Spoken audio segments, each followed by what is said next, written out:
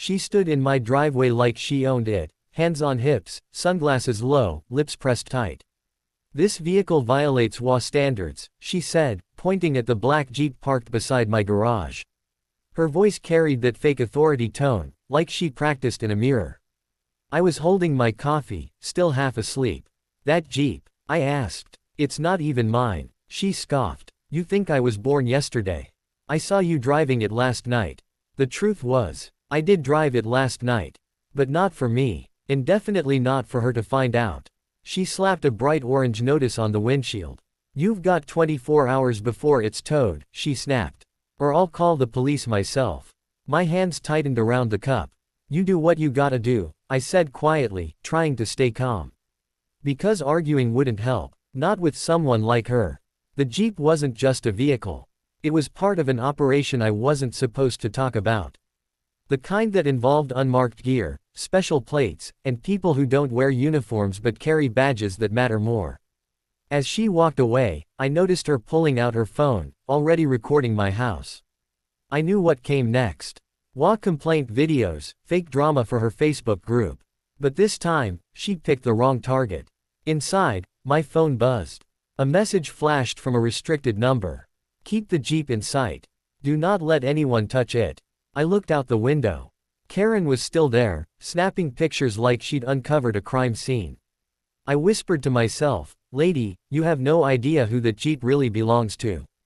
Karen didn't wait long. 10 minutes later, a police cruiser rolled up, siren off but lights flashing just enough to get the neighbors peeking through their blinds. She waved her hands like she was directing traffic. "That's him. That's the one," she yelled, pointing straight at me as if I'd stolen something. The officer stepped out, calm but curious. "Sir, we got a call about a stolen federal vehicle parked on private property." My stomach dropped for a second, not out of fear, but because I realized what she'd done. She'd actually told them it was stolen. I forced a slow breath. "Officer, that Jeep isn't stolen," I said. "It's..." Karen cut in. "Don't lie. You drove it in last night. You're hiding something. I know what I saw." Her voice cracked like she was the one in charge here. The officer gave me a look, halfway between tired and cautious. "Sir, I'm gonna need you to step away from the vehicle." I raised my hands a little. "Sure thing. But before you do anything, you might wanna run the plates." He frowned, then glanced toward his cruiser, typing into his system. The silence stretched. Karen stood there with a smug grin, whispering something to another neighbor who'd stepped outside with a phone. Then everything changed. The officer's face went pale. He looked at me, then back at his screen. Sir, could you tell me your name again?"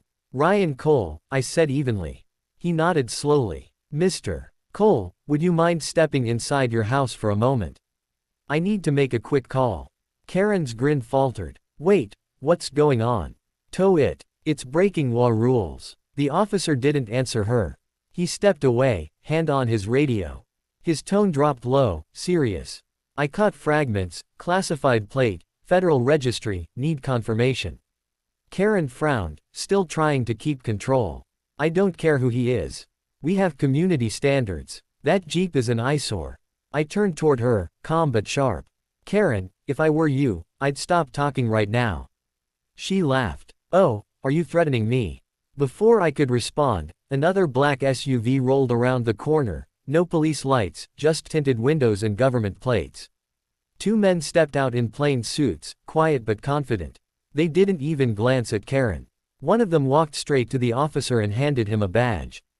The other looked directly at me and said, "Agent Cole. We need to secure the vehicle." Karen froze. Her mouth opened, but no sound came out. The officer took a step back. And that's when she whispered, voice trembling, "Agent." I didn't say a word. I just watched her expression shift, from arrogant to confused, from control to panic. Because now, she realized the Jeep she tried to have towed didn't belong to me. It belonged to the federal government. Karen's face went red, but not from embarrassment, she was angry. That kind of angry where someone knows they've gone too far, but pride won't let them stop. Federal government. "Oh, please," she snapped. "Anyone can print a fake badge and drive a Jeep with tinted windows. I'm not stupid." The 2 agents ignored her completely as they began checking the Jeep, lifting panels, and scanning something under the dashboard. One of them spoke softly into his earpiece. Karen stepped closer, filming everything on her phone. "This is my neighborhood," she barked. "You can't just do whatever you want here." I stayed quiet, but my patience was wearing thin. She kept edging closer to the Jeep, phone raised high, trying to get a peek inside. One of the agents turned sharply. "Ma'am, step back," he ordered. She scoffed. "Or what? You'll arrest me for caring about my community." He didn't answer. But when he lifted the back hatch, the color drained from her face. There were sealed black cases stacked neatly, each marked with bright yellow tape reading, "Evidence, Federal Seal." Karen lowered her phone a little. What is that?" she whispered. I looked at her calmly. "Something that doesn't concern you." But she wasn't done. "You think you can scare me with stickers and suits? I know a cover-up when I see one."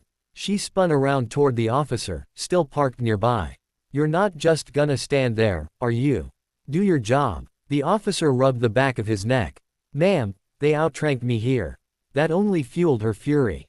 "Outrank you? Nobody outranks the law. This is private property. You can't hide behind badges." The taller agent straightened. "Ma'am, we've been more than patient. You need to leave the premises immediately." Karen's hand trembled, but instead of backing off, she hit record again. "Oh, I'm leaving," she said coldly. "But I'll make sure everyone sees what's going on here." She stormed off down the street, muttering to herself. But I knew that look. She wasn't done. She was planning something. Inside my house, I sat at the kitchen table as the agents secured the Jeep and prepared to leave. One of them leaned down quietly. "Keep an eye on her. We've seen her type before. Too curious for her own good." I nodded. "You think she's dangerous?" He shrugged. "Not yet. But people like that, they push until something breaks." When they drove off, I finally exhaled. The neighborhood went still again. Birds chirped, a lawnmower started somewhere down the block. It almost felt normal. Until my phone buzzed again. This time, it wasn't from the feds. It was an unknown number, local area code. A text popped up. "You think you can threaten me and get away with it? Let's see what your federal friends do when the news shows what I found." My eyes narrowed. Karen had something she wasn't supposed to see. And whatever it was, could blow everything wide open. The next morning, I woke up to the sound of my phone vibrating nonstop. Texts, calls, notifications, dozens of them. My neighbor Mark sent the first message that made my stomach drop. "Bro, you're all over Facebook. Karen posted some crazy video about you in the Jeep." I opened the link, and there it was. The video started with her shaky voice. "This man has a government vehicle filled with illegal weapons in our neighborhood." The camera panned over the Jeep, zooming on the federal seals, the agents, even catching my face for a split second. She'd edited it to look like a secret sting operation, like I was some criminal hiding government property. The comments were exploding. "Lock him up. Looks like another deep state cover-up. Karen's a hero for exposing this." She'd even tagged local news stations. By 10 a.m., a van from Channel 7 was parked outside my house, and Karen stood there in a floral blouse, smiling like she was running for office. When I stepped onto the porch, cameras turned. "Mr. Cole," a reporter shouted, "can you confirm whether you're under investigation?" Karen jumped in before I could answer. "He threatened me yesterday. Said I didn't know who I was dealing with." "Well, now everyone knows." I clenched my jaw, keeping my voice calm. "Ma'am, you posted federal evidence online. That's a serious offense." She laughed mockingly. "Oh, please. The First Amendment protects me. You can't silence the truth." The news crew ate it up. Cameras flashing, microphones shoved in my face.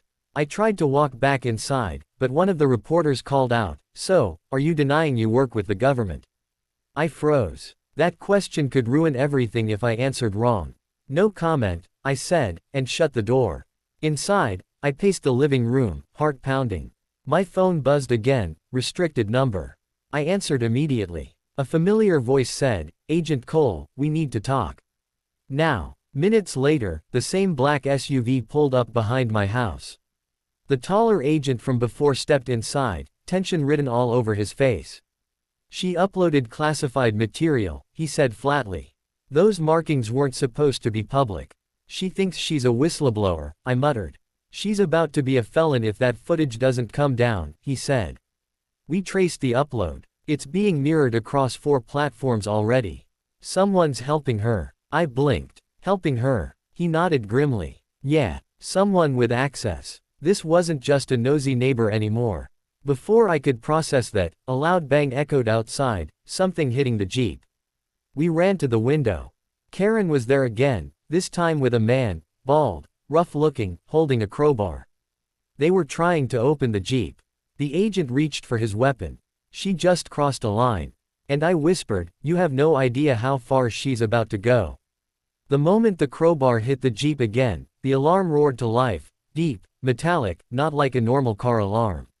The man jumped back, startled, but Karen didn't move. Her eyes were wild now, desperate. "Open it," she shouted at him. I saw what's inside. They're hiding something. The agent stepped outside first, calm but cold. "Drop the tool and step away," he ordered. The man hesitated, then raised his hands. But Karen, she took a step forward, clutching her phone like a weapon. "I have every right to know what's parked in my neighborhood," she screamed. "You can't just." The agent pulled a badge from inside his coat, shining in the morning sun. "Federal Intelligence Bureau. You're trespassing on secured property. Back off." Karen froze, but only for a second. Then she did the unthinkable, she hit record again, live streaming the whole thing. "Everyone, look," she yelled at her phone. "They're threatening me. Real government thugs, right here in our neighborhood." The agent's jaw tightened. "Turn that off now. Make me," she spat. I stepped forward then, voice low but steady. "Karen, please. You've already gone too far. Just stop." She swung toward me, eyes burning. "You lied to all of us. You think you can hide behind badges and scare me. I'm not afraid of you." "Lady," the agent warned, "this isn't a game." But before anyone could move, her livestream cut out. A black SUV, different from the feds, rolled to a stop across the street. The bald man looked up, suddenly pale. 2 more men got out, wearing street clothes but carrying heavy cases. They weren't police. They weren't neighbors either. The agent cursed under his breath. "We've got company." Karen turned, confused. "Who are they?" I grabbed her arm and pulled her behind the fence. "Those are the people you just exposed us to." The new men walked straight to the Jeep like they knew exactly what they were after. One of them popped the back hatch, his hand hovered over one of the sealed cases. Before he could touch it, a warning shot cracked through the air. The taller agent fired into the dirt near his feet. "Federal property. Step back." Everything froze. The bald man dropped his crowbar. The other 2 raised their hands slowly. Karen was shaking now. Her voice cracked. I didn't mean." I looked at her, finally letting the frustration show. "You thought this was about WA rules. It was a federal sting. That Jeep's been tracking a weapons ring for 6 months." Her lips parted. What?" The agents moved in fast, cuffing the intruders and calling backup. Within minutes, black vans filled the street. Real cops arrived this time, not the ones she used to summon for noise complaints. Karen stood there trembling as they loaded the suspects into the vans. The officer from yesterday walked up to her, holding a tablet. "Ma'am, you're under arrest for obstruction of justice and interference in a federal operation."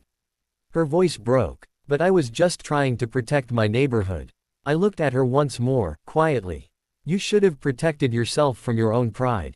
As they led her away, she kept muttering, I didn't know.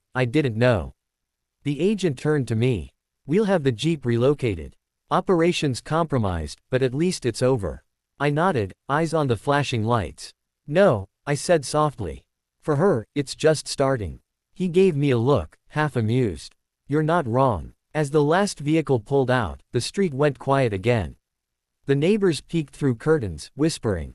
I finally sat down on the porch, letting out the breath I'd been holding for 2 days.